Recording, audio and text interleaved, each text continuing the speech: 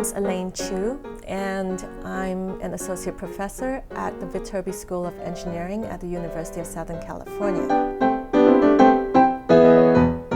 I'm interested in using scientific and engineering methods to model and explain music, not just music, but its structure and its performance.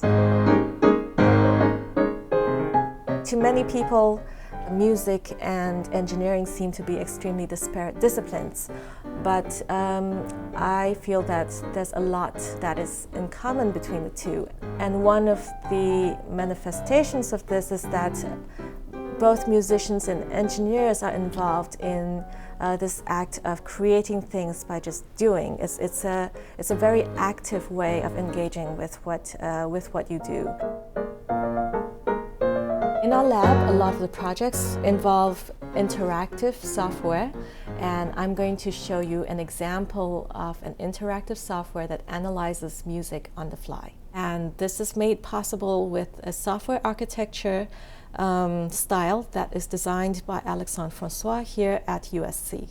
So what you see up on screen is MuseArt. It's our interactive music analysis system. It automatically takes MIDI information from the keyboard, maps it to pitch names in the structure, and then automatically calculates what's the closest chord and the closest key as the music is unfolding. So this is Bach's Prelude in C major, and I'm going to play just the first chord.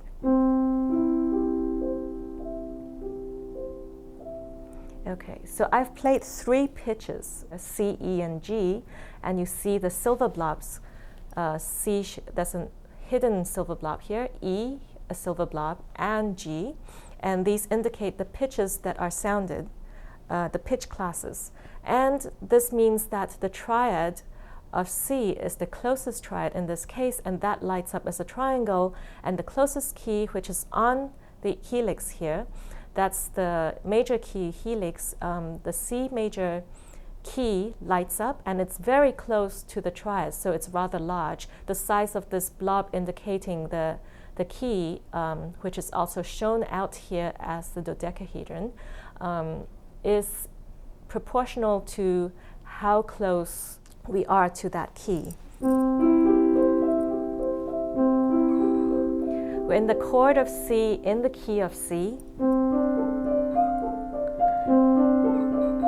Now the chord is D, but we're still in the key of C. G chord in the key of C. C chord in the key of C. A minor chord in the key of C, and so on. In this way, we can see how the tonal patterns in the music is evolving over time, and we have a history of what's happened. This is the trajectory of how the key has changed, not much. This is the deep purple one. And the light violet colored line shows the trajectory of the chord patterns, which varies a little more, but still is pretty much around the key that is over here.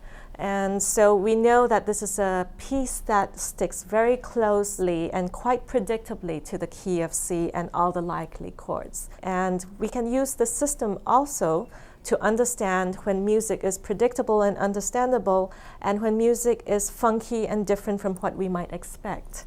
So I'm going to give you another example, which is a parody on this original prelude by Bach, and this is the short-tempered clavier Prelude number 1 by P.D.Q. Bach. We again start in the key of C and the chord of C.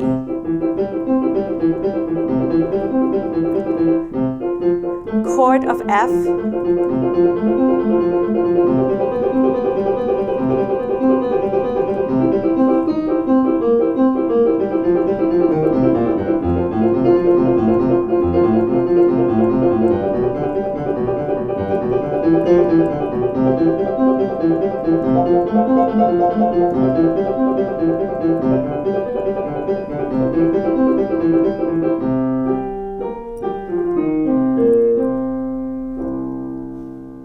So in the very end, he does this kind of a jazzy, funky twist, and you can see at that time that the trajectory veers all the way down before it comes back up.